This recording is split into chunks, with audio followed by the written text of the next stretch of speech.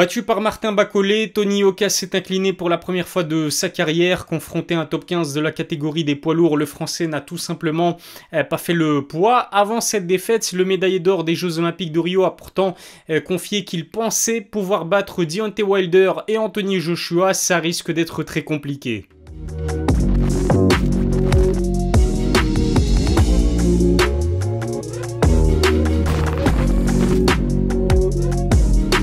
Salut à tous, c'est Ilyes, on se retrouve aujourd'hui pour une nouvelle vidéo. Tony Yoka est encore très loin de Wilder et AJ. Dans une interview accordée aux médias, Bouscapé, le Français, a confié qu'il pouvait battre ces deux monstres invétérés de la catégorie des poids lourds. Une déclaration ambitieuse que certains fans ont pris comme de l'arrogance, mais sa prestation et surtout sa défaite face à Martin Bacolé remettent en cause ses chances de pouvoir un jour bousculer ces deux ex-champions des heavyweights. Alors est-ce que Tony peut y arriver ou au contraire cette défaite prouve qu'il n'a tout simplement pas sa place dans le top de la catégorie des poids lourds? Je vais vous donner mon avis dans cette vidéo, n'hésitez pas à me donner le vôtre dans les commentaires, abonnez-vous à ma chaîne YouTube, lâchez un pouce bleu si ça n'est pas encore fait et puis suivez-moi sur mes réseaux sociaux, tous les liens sont dans la description. 16 kg, voilà la différence entre Tony Yoka et Martin Bacolé à la pesée. Avec 125 kg, le Congolais était de très loin le plus massif des deux boxeurs. Cette supériorité physique s'est ressentie dès les premiers échanges du combat. Avec deux knockdowns encaissés et un visage en sang, le Français a eu beaucoup de mal face à la puissance de son adversaire. C'est simple, j'ai eu le sentiment que Tony souffrait à chaque jab ou crochet envoyé par Martin Bacolé. Le Français a quand même réussi à aller jusqu'au 10e et dernier round. J'ai même trouvé qu'il boxait mieux à partir de la 6e reprise, mais le déficit de force était tellement flagrant que beaucoup de gens ont eu l'impression d'assister à un combat entre un poids lourd et un lourd léger.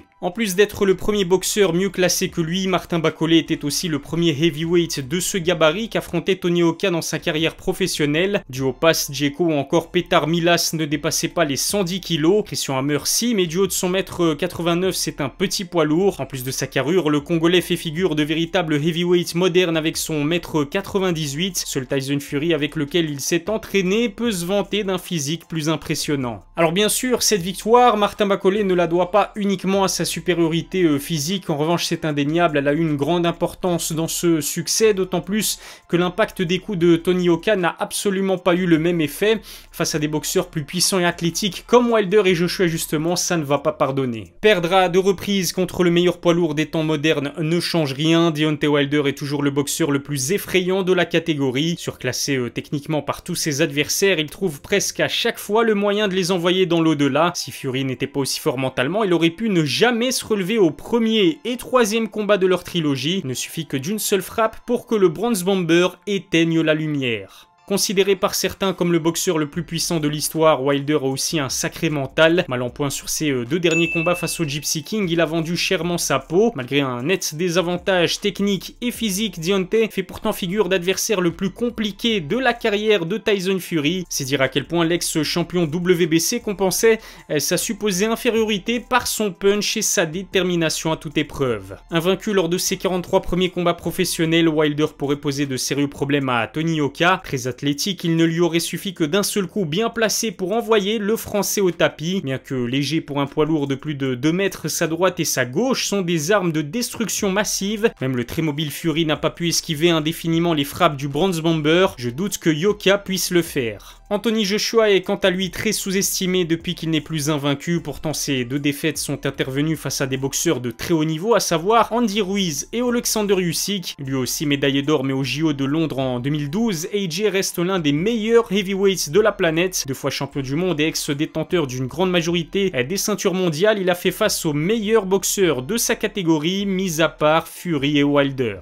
Le londonien fait la même taille que Martin Bacolé mais beaucoup plus athlétique, réputé pour ses crochets mais surtout ses uppercuts. 22 de ses 24 victoires se sont faites sur des KO dévastateurs. Adepte des combinaisons, AJ est redoutable quand il ne combat pas contre nature. Lorsqu'il cherche à finir le combat, rares sont les boxeurs à avoir résisté à une telle puissance. À part le Gypsy King et Usyk, je trouve que le Britannique est le boxeur le plus agréable à voir techniquement parlant. À l'heure actuelle, je ne vois pas comment Tony Yoka pourrait inquiéter Anthony Joshua. Le Français me paraît trop frêle pour réussir à mettre AJ au tapis. Les deux seuls boxeurs à l'avoir fait sont Andy Ruiz et Vladimir Klitschko, deux gros poids lourds réputés pour avoir du feu dans les poings, culminant généralement à plus de 110 kg tout en étant sec. Le Britannique est un véritable athlète, capable de changer de style comme on l'a vu lors du rematch contre Ruiz. Je ne vois pas non plus Joshua s'incliner au point contre Tony. Alors bien sûr, un combat n'est pas l'autre, ce n'est pas parce que Bakole a battu Tony Yoka qu'il faut enterrer les chances du Français face à des monstres comme Wilder et Joshua. En revanche, la surprise qu'on pouvait lire sur son visage à chaque coup encaissé face aux Congolais est inquiétante. C'est comme si Tony n'était pas prêt psychologiquement à se manger des frappes aussi puissantes. AJ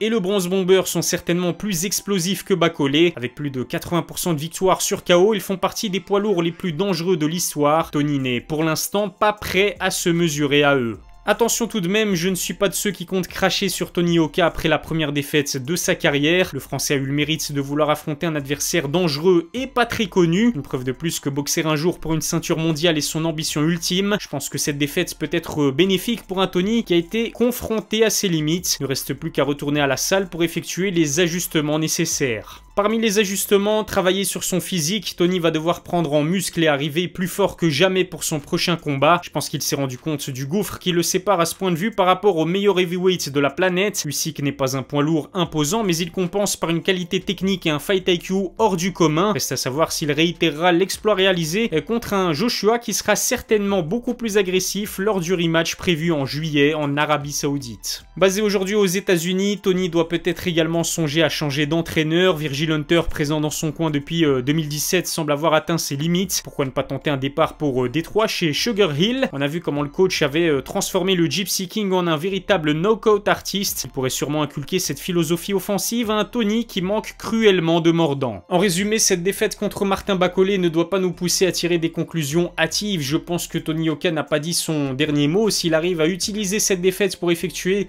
les bons ajustements, il risque encore de nous surprendre. En revanche, je ne lui donne quasiment aucune chance à l'heure actuelle, en tout cas contre Wilder et Joshua. Je pense qu'on sera tous d'accord à ce sujet. Merci de m'avoir suivi, abonnez-vous à ma chaîne YouTube, lâchez un petit pouce bleu si ça n'est pas encore fait, suivez-moi sur mes réseaux sociaux, tous les liens dont vous avez besoin sont dans la description. Encore une fois, merci de m'avoir suivi, je vous donne rendez-vous très vite pour une nouvelle vidéo. D'ici là, prenez soin de vous.